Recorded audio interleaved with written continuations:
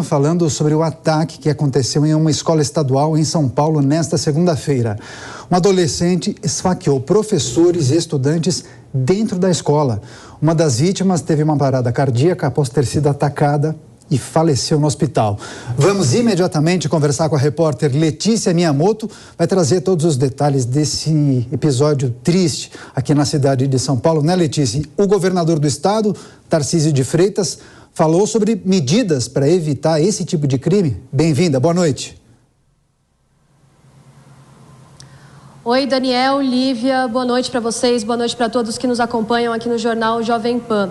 Sim, o governador já falou sobre algumas medidas que ele estuda para evitar que casos como este aconteça, entre elas, colocar policiais, agentes de segurança em frente às escolas de forma fixa, de forma permanente. Ele ainda falou que esses agentes de segurança seriam agentes da reserva e não especificou se seriam policiais civis, militares ou ambos. Ele ainda também comentou, segundo uma informação apurada por um dos nossos repórteres, João Vitor Rocha, ainda no início desta tarde, o governador também disse sobre colocar um plano de saúde mental em prática. Este plano que seria um plano modelo, justamente como a gente comentou no início, para evitar que situações como essa aconteçam não só nessa escola, como, claro, em todas as escolas do estado. Ele também falou, ainda pela manhã, ele fez uma publicação assim que aconteceu o atentado, por volta das 7 horas da manhã, ele publicou um trecho em uma rede social lamentando o acontecimento. Eu separei uma parte deste trecho aqui, abre aspas. Não tenho palavras para expressar a minha tristeza com a notícia do ataque a alunos e professores da Escola Estadual Tomásia Montoro na Vila Sônia. O adolescente de 13 anos já foi apreendido e nossos esforços estão concentrados em socorrer os feridos e acolher os familiares. Desde o início do dia, o nosso repórter também, David Tarso, tem acompanhado toda essa movimentação, esteve em frente à escola e traz uma reportagem completa sobre o assunto. Vamos acompanhar. Reforçar a presença de policiais nas escolas estaduais por meio da ronda escolar e ampliar de 300 para 5.000 profissionais a atuação do programa Conviva, que presta auxílio social e psicológico a professores e alunos, foram as principais medidas anunciadas na coletiva de imprensa com a participação do secretário de Educação, Renato Feder, e de Segurança Pública, Guilherme Derrite. O Conviva existe desde 2019 justamente para resolver situações de conflitos relatados nas unidades. São centenas de atendimentos de todos os tipos: brigas, agressões verbais, discriminação, tristeza, depressão. Então, vários tipos de problemas que a gente tem na escola. A gente tem essa rede de proteção chamada Conviva, que tem 300 profissionais nas diretorias de ensino e que, quando há um alerta, esses profissionais vão às escolas. No momento, além desses 300 profissionais nas diretorias de ensino, a gente tem em 500 escolas mais um profissional que também é treinado pelo Conviva e é dedicado ao Conviva. A gente vai ampliar isso para alcançar todas as escolas. O adolescente de 13 anos já apresentava um comportamento agressivo, de acordo com a Secretaria de Educação. No último dia 6 de março, ele já tinha sido transferido de uma unidade escolar para essa escola estadual onde houve o ataque. Na última sexta-feira, dia 24, ele se envolveu novamente numa briga com outro estudante. E nesta segunda-feira, a diretora da escola estadual na Zona Sul faria uma reunião entre esse aluno com o que foi agredido na companhia dos familiares. Mas não houve tempo para isso. O ataque contra as pessoas que estavam na escola foi logo no começo da manhã. O conflito, na sexta-feira, a diretora ia conversar com o aluno hoje de manhã. Ela falou, tá aqui a carta do... Eu falei com o aluno que foi vítima na sexta. E estava marcado agora de manhã para conversar com o aluno agressor. Segundo o secretário de Segurança Pública, Guilherme Derrite, antes de cometer o ataque, o menor chegou a fazer postagens nas redes sociais e a Secretaria de Segurança Pública vai avançar nas investigações sobre isso. Ele estava planejando fazer um atentado com uma arma de fogo e não conseguiu. E daí ele falou, eu não estou conseguindo, um trabalho lá que ele relatou informalmente para os policiais civis e militares que chegaram na ocorrência. Então é um trabalho de investigação que vai elucidar tudo isso. A gente não é engenheiro de obra pronta. Então, mas o Twitter estava lá sim, e o Twitter era restrito. Quem tinha acesso? Somente aqueles usuários que tem lá no perfil de amigos dele. Então, não era algo que era público, e agora que aconteceu, olha, por que a polícia não fez isso ou aquilo? A polícia foi chamada às 7h18 da manhã e 3 minutos depois já tinha uma viatura da polícia para ajudar a conter o menor, segundo o Derrite. Ainda de acordo com o secretário, se não fosse a ação rápida de 2 professoras, a tragédia que matou a educadora Elizabeth Tenreiro, de 71 anos, e deixou pessoas feridas, poderia ter sido maior. Derrite afirma que só neste ano a polícia interviu para evitar ataques desse gênero nas cidades de São José dos Campos, Caçapava, Tupã e Montemor, no interior de São Paulo. O que nos cabe agora é intensificar os programas que já existem, em especial Ronda Escolar, Programa Vizinhança Solidária Escolar, e fazer com que novas tragédias como essa possam ser evitadas e não aconteçam. As polícias civil e militar também recebem treinamentos frequentes para lidar com essas situações e poder intervir da melhor forma, segundo a Secretaria de Segurança Pública. Pois é, Letícia, situação muito delicada. Agora, atualização no Jornal Jovem Pan. Qual é o estado de saúde das vítimas? Daniel, ao todo, entre professores e alunos, 6 pessoas precisaram de atendimento médico. Uma delas, em óbito, a idosa de 71 anos, infelizmente confirmado ainda no início da manhã. Uma outra professora permanece internada, mas em estado estável, segundo o último boletim médico. Ela passou por cirurgia no início da tarde e permanece em observação. E outras 4 pessoas já receberam alta. A idosa que eu mencionei, que foi o primeiro e único óbito confirmado deste caso, ela já era professora da escola desde 2013. O nome dela é Elizabeth Tenreiro. Ela já era professora da escola desde 2013 de ciências, mas ela colaborava nessa instituição de ensino já há um bom tempo, há pelo menos 4 décadas. A instituição de ensino, assim como o governador, as autoridades que se manifestaram a respeito, inclusive mencionaram o fato da professora ter colocado a vida em risco, ter sido uma pessoa que realmente perdeu a vida de fato por conta desse ataque, tentou ali proteger os alunos, teria sido a primeira pessoa a ter sido atacada, e a família chegou a conversar com o secretário de Segurança de São Paulo e disse que estava muito chocada com essa informação, com essa notícia, com esse acontecimento. Eles estiveram na delegacia, não quiseram conversar com as equipes, estavam muito abalados, não passaram detalhes sobre essa professora, mas segundo as testemunhas, segundo alunos, até os próprios professores que estavam no local quando as equipes chegaram, a professora, como eu disse, já era da instituição há um bom tempo, pelo menos 4 décadas, já colaborava com a instituição, desenvolvendo projetos ali de ensino, e desde 2013, professora dessa unidade. Sobre o adolescente também, algumas informações ao longo do dia foram confirmadas. O adolescente de 13 anos, que já tinha um histórico, como a gente acompanhou inclusive na reportagem do David Tarso, era um adolescente que já apresentava problemas de comportamento, um histórico agressivo. Ele foi transferido de escola, estava nessa unidade desde março deste ano, há pouco tempo, menos de um mês. Então, na última sexta-feira, ele apresentou um comportamento agressivo, aconteceu uma confusão nessa escola, e hoje, na segunda-feira, a diretora dessa instituição ficou de conversar com os familiares deste adolescente. O que aconteceu, este crime, antes disso acontecer, antes dessa reunião acontecer na instituição. Segundo as informações também apuradas pela Polícia Civil, ele já planejava esse ataque há pelo menos 2 anos, quando ele ainda tinha 11 anos. Ele teria deixado uma carta para estes parentes, para a mãe, para a avó, ali, dizendo que, mesmo sabendo que não era algo correto a se fazer, claro, como ele já planejava há muito tempo, ele não iria desistir.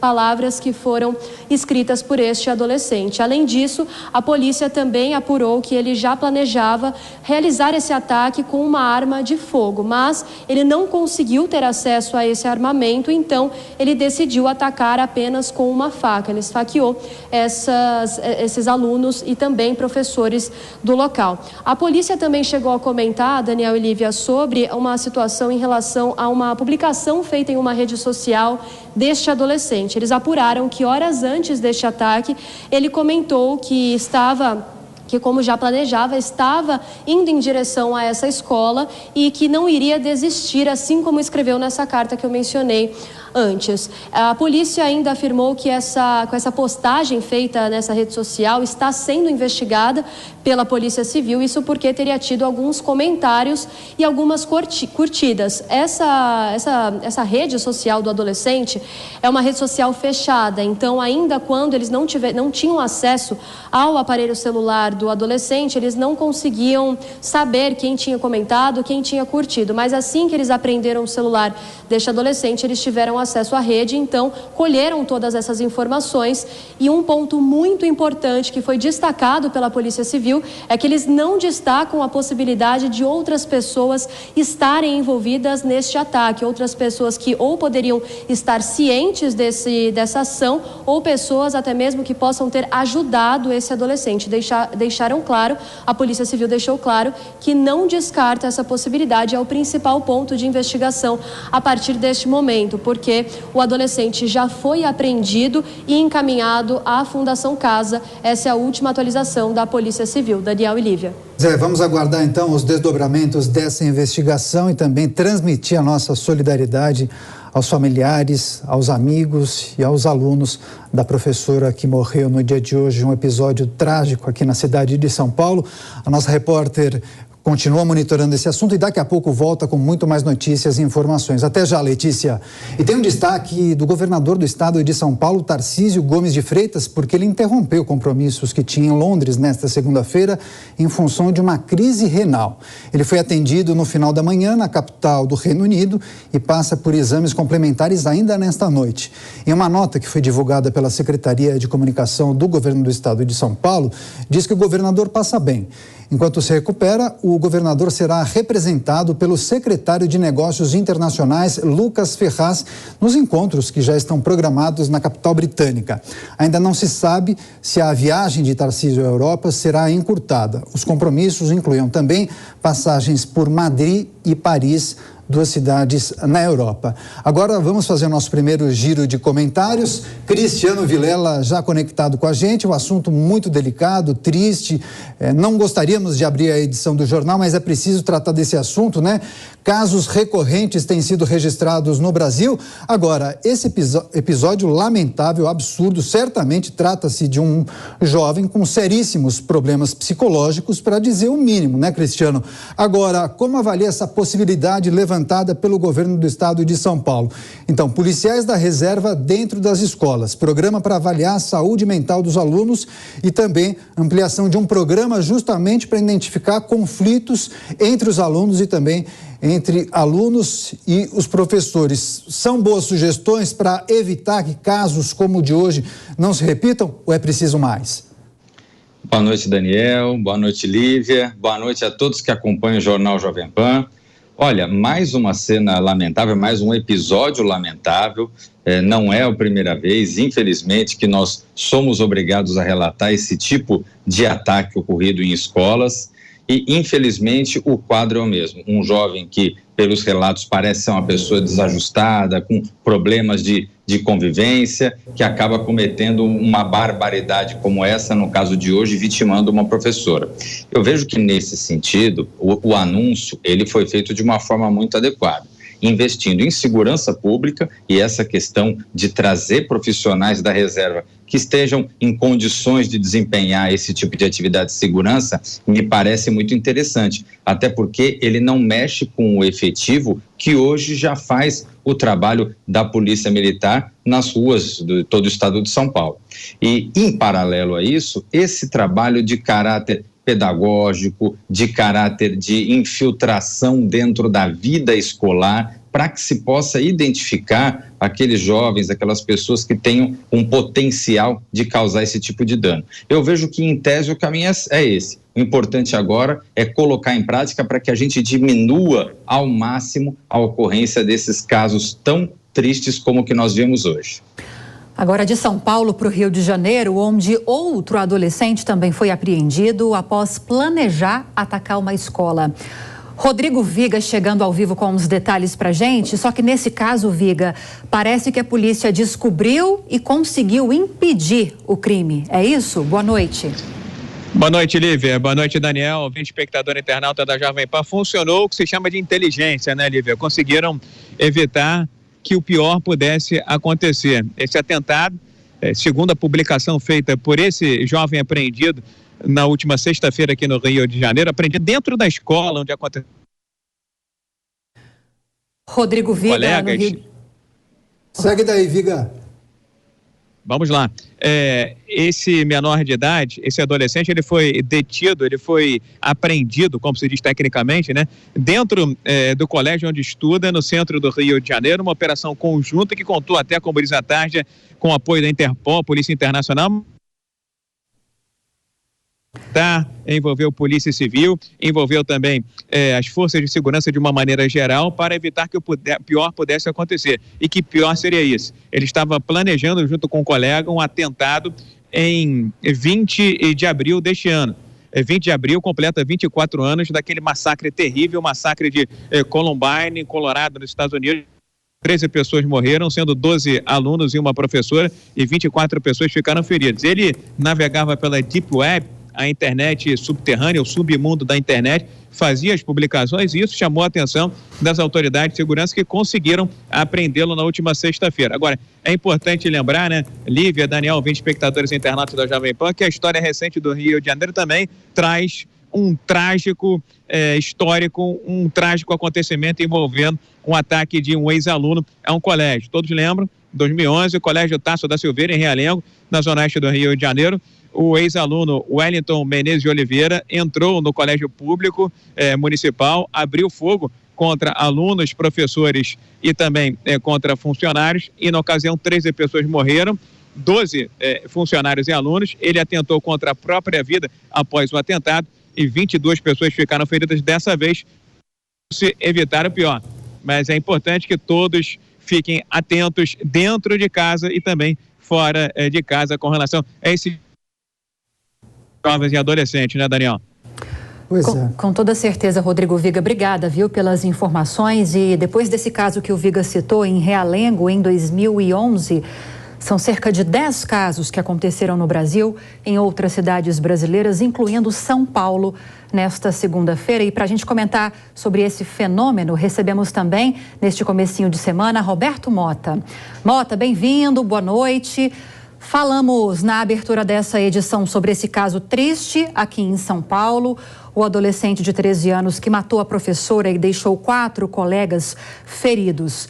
Foi apreendido e agora a gente teve essa informação do Viga sobre o desfecho dessa história que não aconteceu no Rio de Janeiro, mas que poderia ter virado também uma tragédia depois desses planos desse estudante, desse adolescente, de promover atentados numa escola.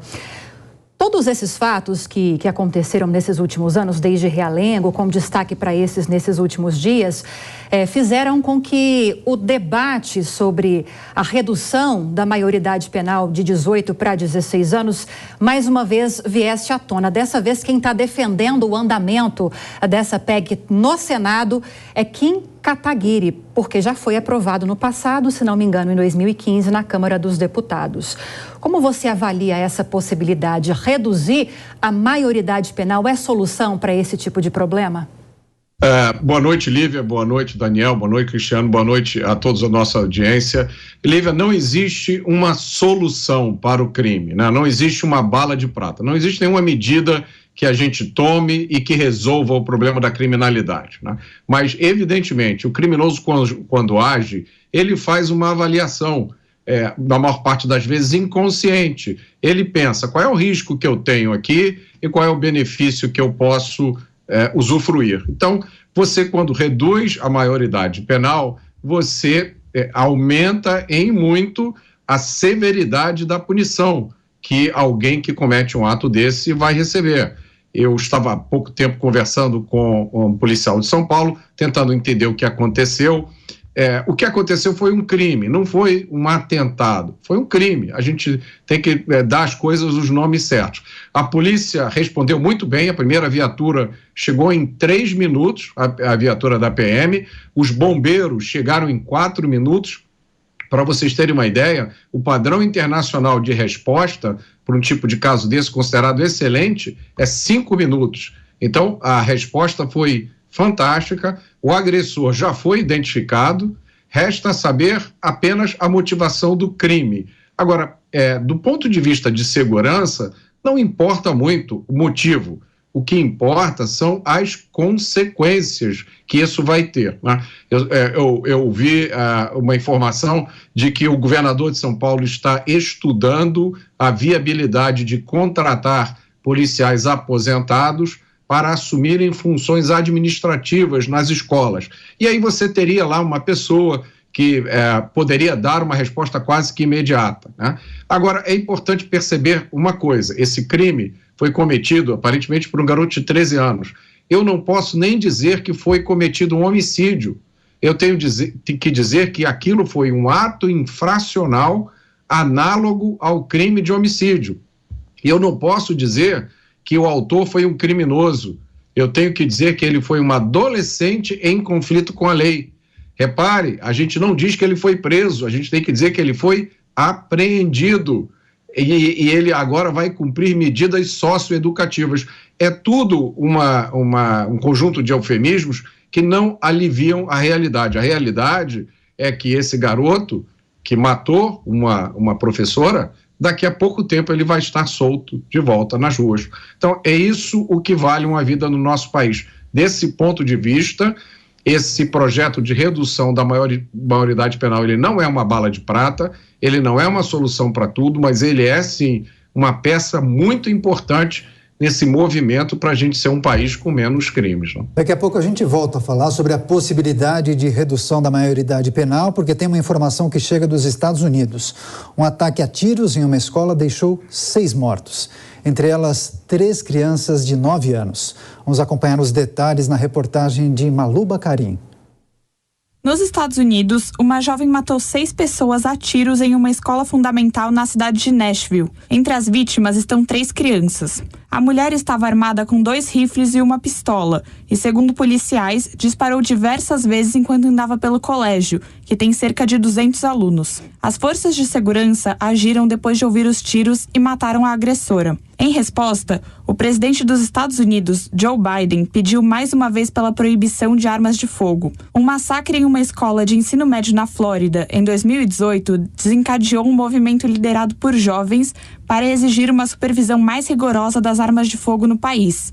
Ataques a tiros são comuns nos Estados Unidos, onde cerca de 400 milhões de armas estão em circulação. Mas uma atiradora do sexo feminino é algo raro. Apenas 4 dos 191 tiroteios em massa catalogados pelo Centro de Pesquisa The Violent Project desde 1966 foram cometidos por uma mulher.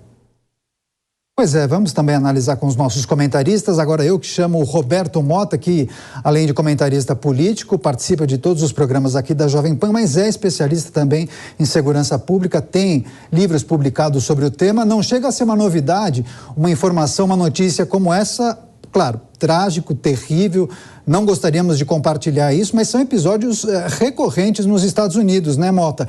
Que muito provavelmente deve reacender ou pelo menos intensificar o debate sobre a facilidade dos jovens e das pessoas terem acesso às armas de fogo. Agora, são situações muito diferentes, esse tipo de episódio que acontece nos Estados Unidos ou mesmo no Canadá e o que aconteceu hoje em São Paulo. Por qual razão isso é tão recorrente lá? Eu tenho a impressão que são, sim, Daniel, coisas muito diferentes.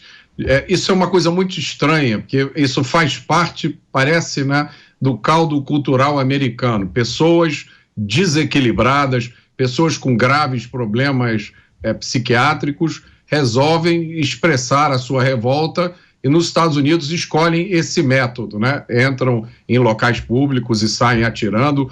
Há uma recorrência de episódios e me parece que, como isso entrou no caldo de cultura americano, a gente tem um processo de reforço, né? O que lá se chama de copycat crimes. O sujeito fica famoso fazendo isso, então pessoas que estão frustradas em situações complicadas na vida usam isso como uma válvula de escape. Isso não existe no Brasil, isso não faz parte da nossa cultura, graças a Deus.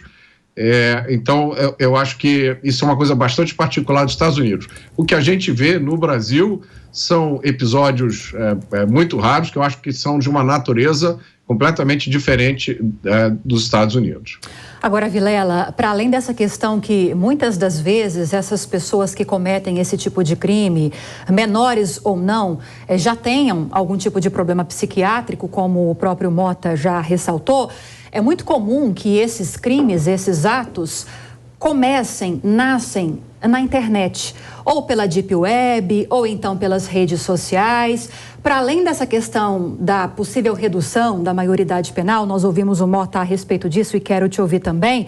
Você acredita que, de alguma forma, essa discussão sobre regulamentação do uso das mídias sociais, das redes sociais, a criação de mecanismos de controle, também poderia ajudar nesses casos? Casos como esse acabam despertando algumas visões até certo ponto simplistas, como, por exemplo, essa questão de vincular a esse tipo de episódio o acesso a armas de fogo. Da mesma forma, a questão da maioridade penal e, da mesma forma, essa questão do uso da internet, da possibilidade de comunicação através das redes sociais.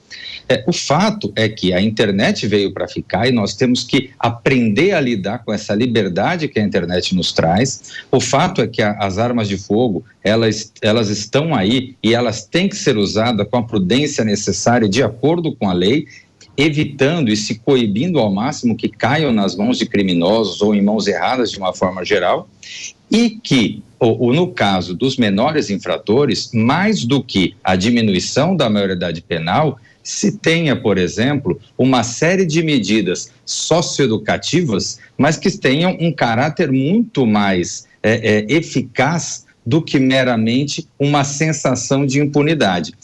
Um jovem, ele não pode ser tratado como uma pessoa maior de 18 anos, mas em relação a ele, pode recair uma série de medidas capazes de ter uma condição mais ou menos semelhante a uma condição de prisão. Ter claro o aspecto punitivo, muito embora em relação ao jovem também possa ter o aspecto pedagógico.